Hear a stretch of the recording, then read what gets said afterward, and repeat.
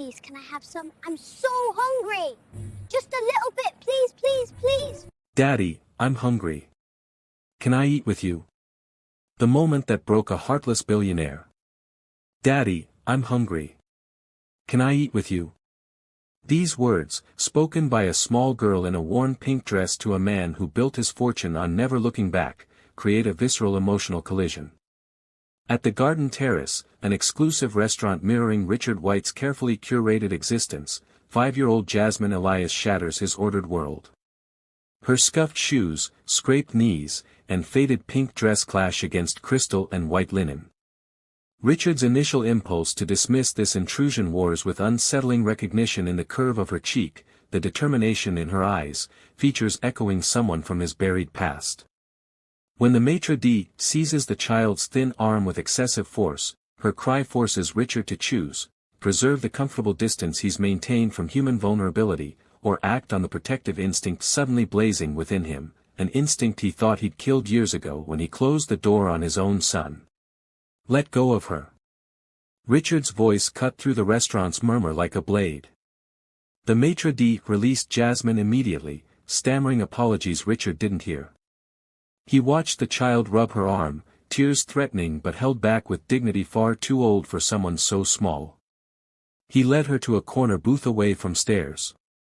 Richard ordered soup, bread, grilled chicken, safe choices for a hungry child. Jasmine ate methodically, pausing only to whisper, "Thank you," between bites. "What's your name?" Richard asked. "Jasmine. Jasmine Elias. And your parents?" Her small hand emerged from her pocket with a creased photograph. A young man smiled from the image, holding a baby girl. The man had Jasmine's determined jaw, expressive eyes. But something else made Richard's heart stop, features he saw every morning in his own mirror. "That's my daddy," Jasmine said reverently. "His name was Marcus. He's in heaven now." Richard's soup spoon clattered. Marcus. His son's name. The son he'd disowned 8 years ago. The son who'd chosen a woman Richard deemed unsuitable over the empire Richard had built for him. "Marcus," Richard repeated, barely audible. Jasmine nodded, refolding the photograph. "He used to tell me about my grandpa. Said my grandpa was real important and lived in a big house and was the smartest man he ever knew." She looked up with those two knowing eyes. "He said he missed him every day." Richard couldn't breathe. This child carried his son's face, spoke of a man Richard had tried to forget. "Where do you live, Jasmine?" She shrugged. "Different places. Right now, with Auntie Carol. But she's been gone for 2 days." Richard pulled out his phone. "We're leaving. Right now." Dr. Patricia Chen's professional composure faltered when Richard appeared after hours with Jasmine. "I need her examined. Everything. Now." While Dr. Chen worked, Jasmine's voice drifted from behind the curtain, matter-of-fact yet heartbreaking.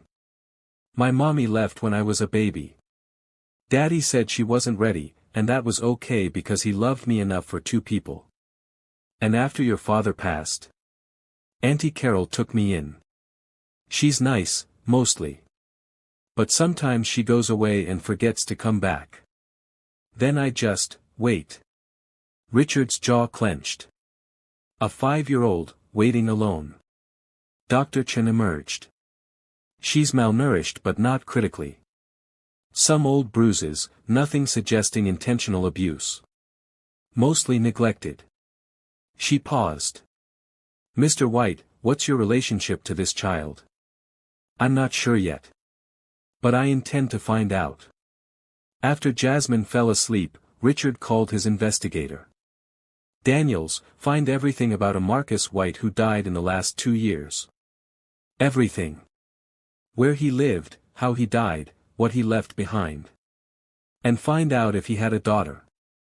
"Marcus White?" "Sir, isn't that?" "Yes. My son. The one I haven't spoken to in 8 years." Richard returned to find Jasmine sleeping, Marcus's photograph clutched in her hand. He draped his jacket over her like a blanket. He'd spent 8 years convincing himself that cutting off Marcus had been necessary. Marcus had defied him, chosen poverty and love over wealth and legacy. Richard had given him an ultimatum, the woman or the family fortune. Marcus had chosen the woman. Now, watching his son's daughter sleep, Richard wondered if Marcus had made the only choice that mattered. And Richard had made the worst mistake of his life. The manila folder arrived at 6 a.m. Richard's hands trembled as he opened it. Marcus James White. Died 18 months ago in a single-car accident outside Philadelphia. Driving home from his second job, a night shift at a warehouse. His day job, teaching music at an underfunded community center. Music. Marcus had always loved music.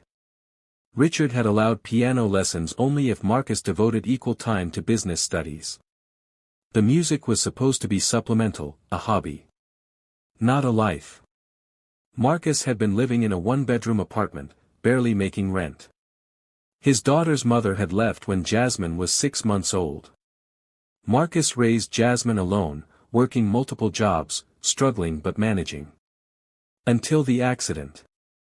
The folder contained more emails Marcus had sent to Richard's office, filtered by his assistant and never delivered. Letters returned unopened. And a flash drive labeled, "In case of emergency." Richard plugged it in with shaking hands. Voicemails spanning 5 years. "Dad, it's Marcus. Jasmine was born yesterday. 7 pounds, 2 ounces. She has your eyes.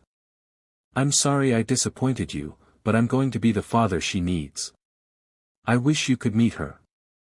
I wish you could see that some legacies are worth more than money." The messages continued. First steps. First words.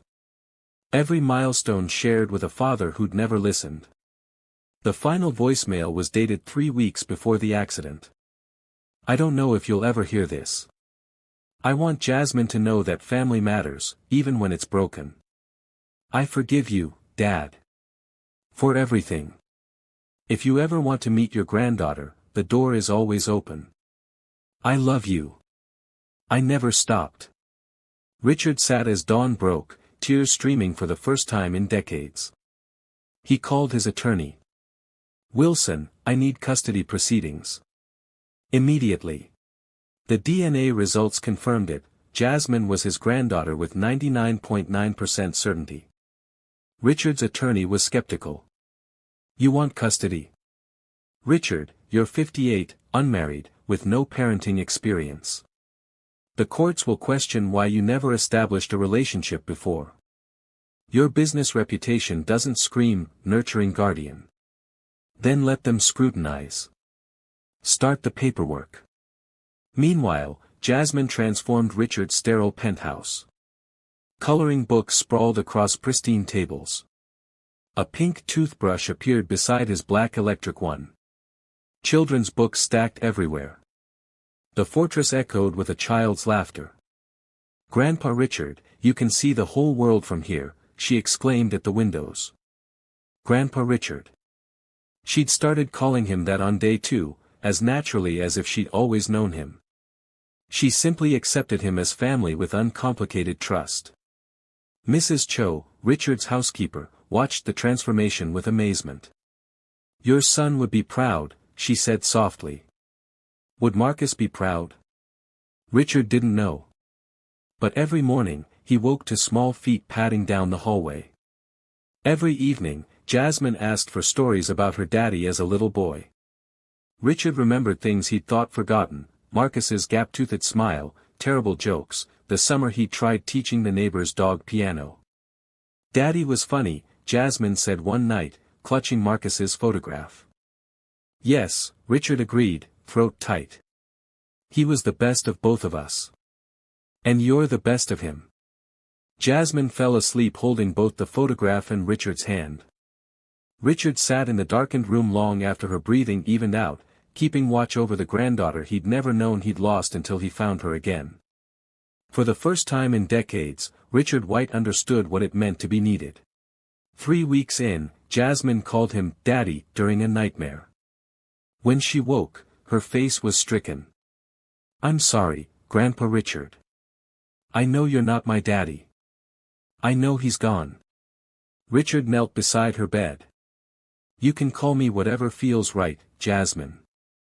I'm not going anywhere." But the moment terrified him. He'd failed Marcus by building walls instead of bridges, teaching business instead of love. Now he had a second chance, and the weight of potentially failing again was crushing. His solution was what he knew: money. Within a week, he'd hired the city's top child psychologist, enrolled Jasmine in the most prestigious preschool, filled her room with toys. He commissioned custom clothes, hired a tutor, scheduled enrichment activities that would exhaust an adult. Mrs. Cho found Jasmine crying among expensive toys. "Mr. White, perhaps you should speak with her." "What's wrong? Are you hurt?" Richard panicked. "I don't want all this stuff," Jasmine whispered. "I just want you to play with me." The words stopped him cold. He'd repeated the exact same mistake, substituting things for presents. "Okay," he said, sitting on the floor. "What should we play? Can you read to me?" Daddy used to read every night. He did all the voices. She handed him Where the Wild Things Are. Richard began reading, attempting different voices. Jasmine giggled, coaching him. They read 3 books, then 4, then lost count. Mrs. Cho brought dinner on a tray. They ate on the floor. That evening, Wilson discussed the custody petition. "They're questioning your ability to provide appropriate care. Prove you can be a parent, not just a benefactor." Richard thought of Jasmine's giggle, her hand in his, her whispered, "I love you, Grandpa Richard." "I'm learning how," he said. The news broke Wednesday morning. By 8 a.m., Richard's face was on every network. Billionaire seeks to adopt, redemption or PR stunt. Articles detailed everything: his estrangement from Marcus, his ruthless reputation, the sudden granddaughter. Some praised him. Others questioned his motives. The most vicious suggested he was manufacturing sympathy for a business deal. His communications director called. "We need damage control." Press conference, carefully crafted statement. "No. I'm not turning my granddaughter into a media strategy." By afternoon, photographers gathered outside. Business partners circled like sharks. "This is a distraction we can't afford," said Gregory Mills during an emergency board call. "The Singapore deal is already shaky.